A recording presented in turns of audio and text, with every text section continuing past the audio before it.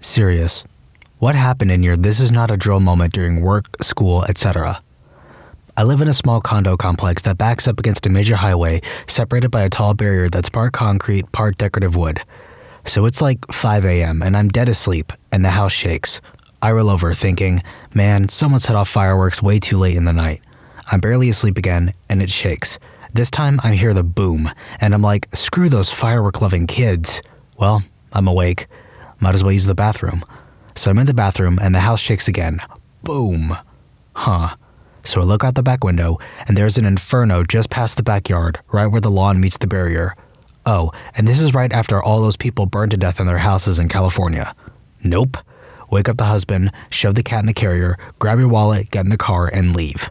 The only exit from the complex is right past the inferno, but we make it okay. The cat's furious. The husband doesn't see what the big deal is. He's still mostly asleep. And I'm like, where can we go to watch the news in our pajamas?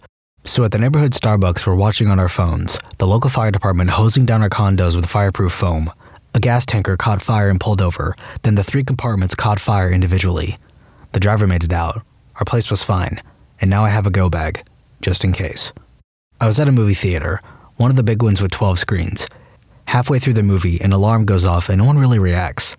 And then a recorded voice advising that an emergency situation has arisen and we are to vacate the area immediately. 12 screens emptying simultaneously into the foyer created havoc. Some minor crush injuries, people falling and tripping others. It was chaos. Kids screaming, parents trying to get in to find their kids. 5 minutes later and we are still inching towards the doors, and a real voice comes on and advises it was a false alarm and to go back and they will restart the movies. Important lesson from this for everyone. If you need to evacuate from a movie theater, take the exit near the screen that goes straight out of the building and not the one that goes back into the foyer. I was in the high school gym donating blood when the alarm for an active shooter lockdown went off. The doors were very quickly locked and people were told to remain calm and duck under tables, but those of us giving blood and hooked up to the machines had to stay in place. It turned out to be that a few young men had stolen a car and had driven it recklessly onto school property. A police helicopter had somehow gotten involved, which sparked the panic. There were no guns involved, thank goodness, but it definitely was not a good first-time donating blood experience. We were all in psychophysio-patho class when the alarm bell rang. It's a class where the whole lot of us are divided in random 25 people group of students.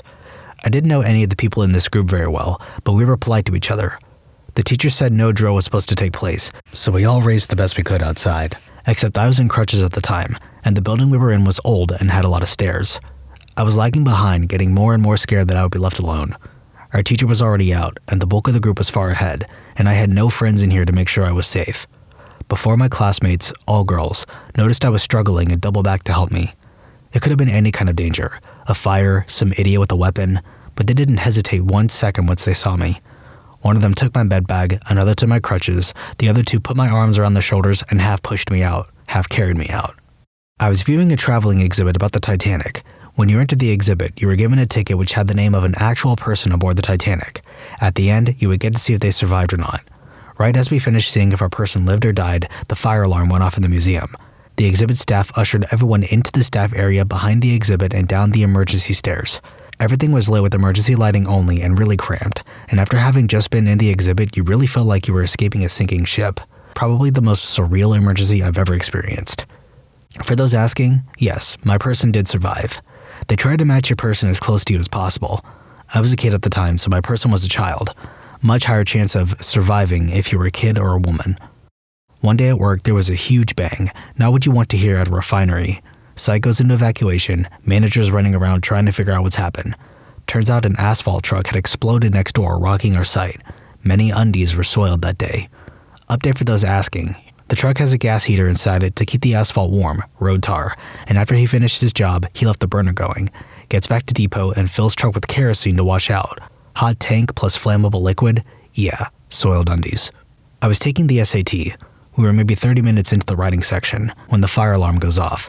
Some guy started a fire in the computer lab of the building because he didn't bring a proper ID and they wouldn't let him take his test. We had to sit outside for 3 hours in silence before they decided, never mind, you guys have to retake this in a month. Kid brought a gun to school. He wanted to show it off and pulled it out at lunch. Yeah, you're not supposed to freaking do that. He got expelled, was relieved of any actual criminal charges on account of no bullets were brought, and he was so young. But everyone dipped from the lunchroom and all the other classes got locked down. I remember being in class when it happened, and not one of us thought it was real because our school did a drill every quarter for that crap, and it was like midway through one of them. This was 8th grade. When I was in school, about 20 years ago I think, we had a bomb threat. They evacuated the entire school out to the baseball fields for hours before they let us go home early. The very next day, we went back to school and they kept us locked in our classrooms for hours while the bomb squad removed bomb material, from what I was told, from the very baseball fields that they had made us wait on the day before. Reminds me of the school I went to where the response to a bomb threat was first to gather everyone in the buses in the front parking lot and then drove us over to one of the 2 other schools in the town. Same school district. We were in high school. There was also an elementary school and middle school. And put everyone in one of 2 gyms there, a much smaller area compared to the alternatives.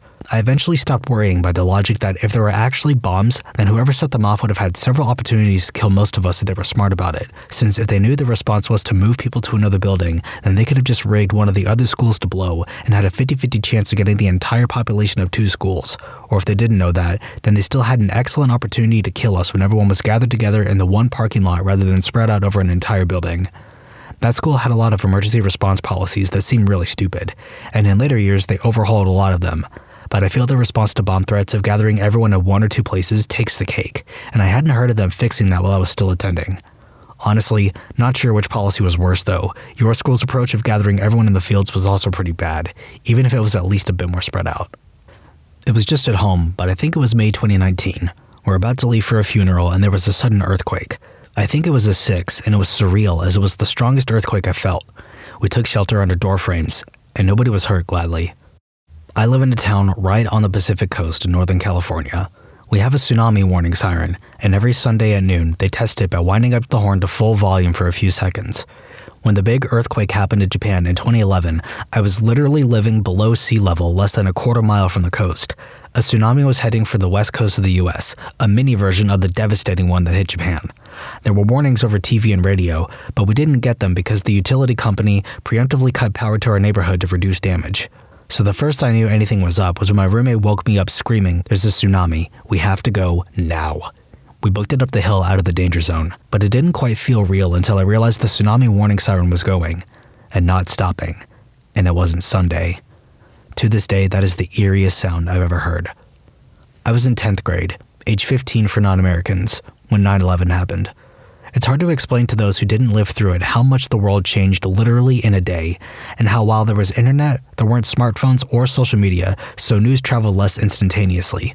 For us, we were called out of class to go to an assembly, and we were all joking around because our school had a way of over-dramatizing random admin things that didn't really matter, of the "we are searching for a new vice principal" variety.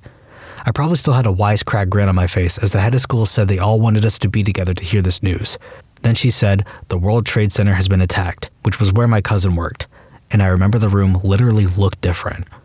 We were all watching TV screens less than an hour later after the second tower fell, and we got a local breaking news about a plane crash outside Pittsburgh, which is quite the thing when your school is in Pittsburgh and you think it was heading for us, because no one knew until many days later where the 4th plane was heading. Heck, we didn't even know there were only 4. So yeah, that moment with "the World Trade Center has been attacked" and how the room looked different, literally and figuratively, I will never forget that. Was showing a documentary to my class about the second week of the semester when the president of the college came on the loudspeaker to tell us to shelter in place. Somebody had tweeted pictures of his guns saying he wanted to, quote, "light up the library," and when the FBI pinged his phone, he was on my campus. My classroom was directly above the library. We all knew this because of our smartphones. This was right before lunch. I was escorted out of the building around dinner time. Turned out, the student was bluffing. He was visiting our campus that day with his high school. Screw him. My college dorm had to evacuate because of fire. Some girl was making toast at 4 a.m. and the toaster caught fire. No serious damage was caused and firemen came pretty quickly, but being woken up by fire alarms, seeing everybody panicking, and then having to wait outside for like 2 hours in December was not fun. There was a shelter-in-place tornado warning. It was on that day that we learned our school had a bomb shelter below the pool locker rooms, and it was some Cold War crap. Damp concrete walls, doors with small round windows, and the lights were those old oval shaped with a metal cage like what you'd see on a submarine. Even had safety posters circa 1960 to 1970s. I was teaching at a high school a couple years back when my co-teacher came over from the next room and quietly asked if I had checked my email recently. I had not. When I looked, there was an urgent message from admin telling us that we were currently under a stay-in-place lockdown. Apparently some guy had gotten into a shootout with local PD earlier, ran, and was currently somewhere just off campus, still armed and dangerous. But since he wasn't an immediate threat, we were not to tell the students and continue class as normal. If the lockdown lasted into the next period, they come up with an excuse to keep all the kids in place. The kicker for me was that one entire wall of my classroom was floor-to-ceiling windows. To make it worse, the ceiling in my room was about 20 feet. We may as well have been sitting in the field outside my room for all the security we had. I made a quick decision to shoehorn a slideshow into my lesson so I had a believable excuse to close all the blinds. Luckily, the lockdown only lasted until just before the end of the period, so nobody had to punt on an excuse for what was happening. I like to think I covered well, and that none of my students noticed that I was freaking out internally. None of them ever questioned me about it, so hopefully I did. There was an earthquake. It was not that strong, but it was still an earthquake. Everyone was treating it as a drill, which meant talking and talking and talking, until an advisor said that it was not a drill, and everyone started panicking. Good times. Last November, half my school burnt down. Everybody thought it was just another drill until we got outside and began to smell smoke. There was a mad panic as all 1,300 students were registered and registered again until we knew everyone was out. The worst part, it was started by 2 first-year students. This is going to be long, just so you know. On a 225-foot buoy tender in the middle of the Pacific, halfway between Hawaii and Mexico. When you're on a ship at sea, if there's a fire, there's no 911, so you practice all the time for stuff like fire, flooding, collision, etc. But those drills occur during the day when most of the crew is awake. You're alert, the sun is out, and sea conditions are normally good, for safety reasons.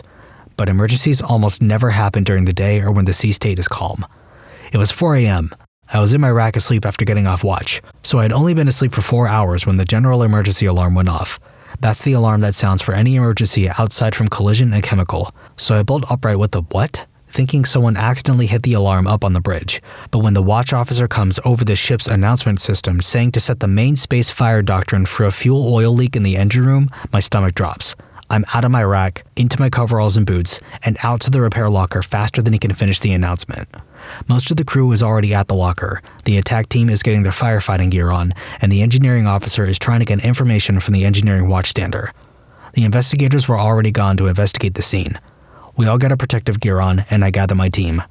I'm in charge of the pump team, and our job is to set up the portable fire pumps to supplement the installed ones in case the water pressure drops. But the pumps are located outside the skin of the ship on the buoy deck, and it's 4 a.m. in the middle of the ocean. Most people forget just how dark the night is. With artificial lights, we have essentially conquered night and claimed it for ourselves, despite a relatively poor night vision in comparison to other species. But when you are days away from any land, and the lookouts need their night vision preserved for their watch, that means it is awfully dark once the sun goes down. Makes for great stargazing, though. Anyways, I get permission to start setting up, so my team and I all grab flashlights and head out. It's dark as crap, and the pumps are heavy, and all in all, it sucked. It sucks during drills, and it doubly sucks in the middle of the night. We get the first pump set up and are about to start the second when we get told to wait. I certainly didn't complain. I absolutely hate those pumps. We go back into the repair locker to wait. Apparently the leak wasn't that bad and was able to be secured by the investigators. The cleanup crew heads down to clean up so the fuel doesn't create a toxic gas environment, and we go to pack the pump back up. There was a general feeling of amusement at the situation, to be honest. Also, a lot of pride in our response. We had all the time requirements setting up boundaries and such, and as a crew, we felt like we did good. The command felt the same way too, because the workday was suspended. We only had to go to our watches. The rest of the day could be spent however we wanted. There was a movie being played in the cruise lounge, and some of the guys set up an inflatable pool on the buoy deck chillin'. Me, I went back to sleep. This one's an even longer story. My dad is second engineer on gas tankers. A few years ago, they had a fire in the middle of the freaking Atlantic. Ship chock full of flammable, toxic, cooled down to liquid gas. I can't remember what it was, but they got it to negative 150 degrees Celsius or lower. Maybe ethylene? Skeleton crew, as crew management company was full of money-grabbing jerks, and every single thing that wasn't officially needed was underfunded and limited. I.e., ship had 3 power generators, but ship management allowed them to buy only so many parts. They had to cannibalize the third to get other 2 required by law to run, and everyone was overworked. Middle of the night, a fan sucking out exhaust from the trash burner failed, and temperature started to rise. Sensor failed first, so there was no alarm. At dog hour, metal chamber the burner was in literally melted. Metal started to burn, and first alarms blared.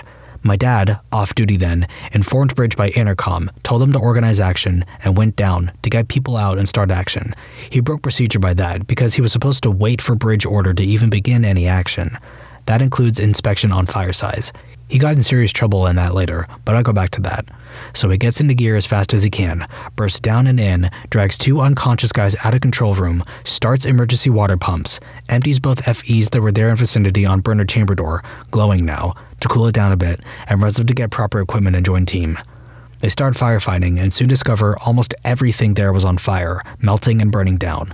They used every single FE on board, all fire retardant they have, and gas tankers carry a crap ton of it, and by next day evening they managed to put it completely down. They lost chimney, all of it. It fell down inside, almost killing crew members. Most of main engine turbos and exhaust management, good part of electrical wiring, including electrical power control, so no load regulation on generators. Most of the bridge equipment was out, oil coolers and general crew area AC. They were also down to 1 power generator. On top of that, entire ship was considerably heated up, which meant lots of stress in the hull and gas tanks. They were venting gas as cooling equipment was overloading the power generator. Radar, satellite, high power radio, all off. They slowly creeped to US and got to Houston with Coast Guard and firefighting barge assist. Now, the true storm starts. First, they got an inspection, which revealed they didn't have enough firefighting equipment on board.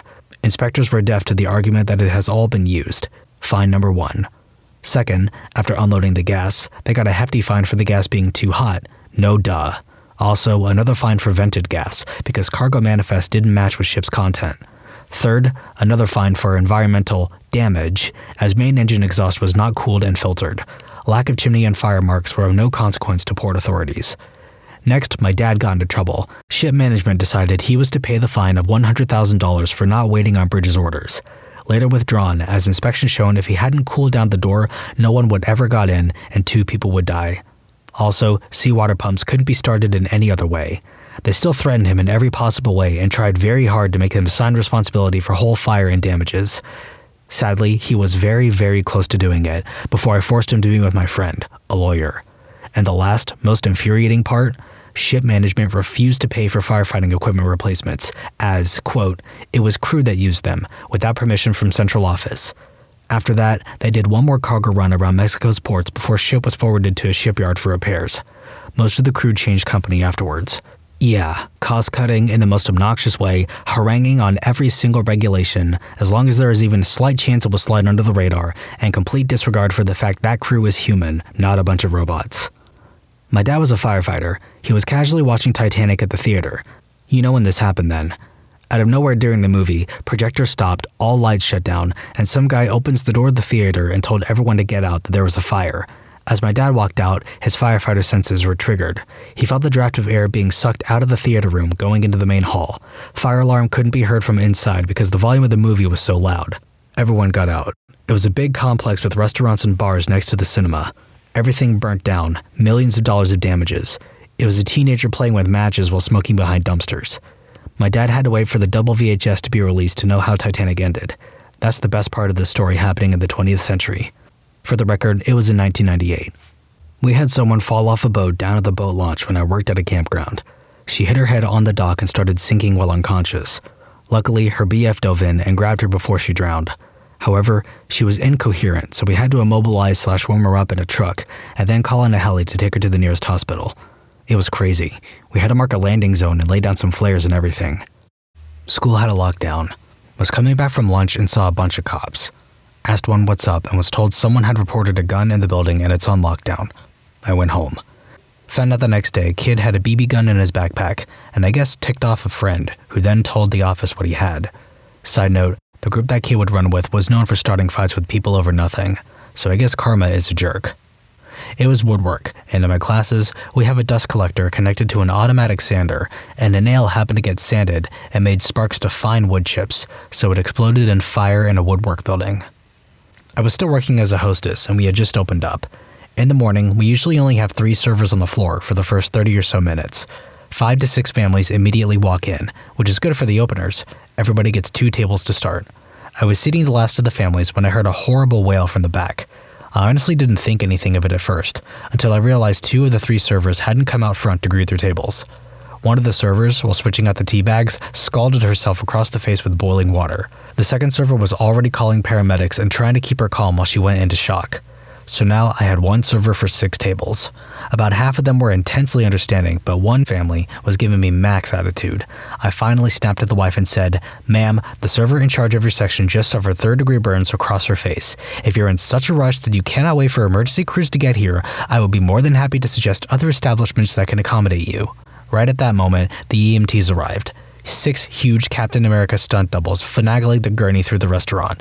She shut right up. The server ended up being okay and didn't have any permanent scars, but for the rest of the day I was jittery from the adrenaline rush. When you subscribe, make sure to hit the bell to turn on notifications. Put the playlist on in the background to finish listening to all the stories, linked at the top of the description. And if you like Am I the Genius, give Am I the Jerk a shot, linked in the description too. Either way, thanks a lot for watching, and we'll see you guys next time.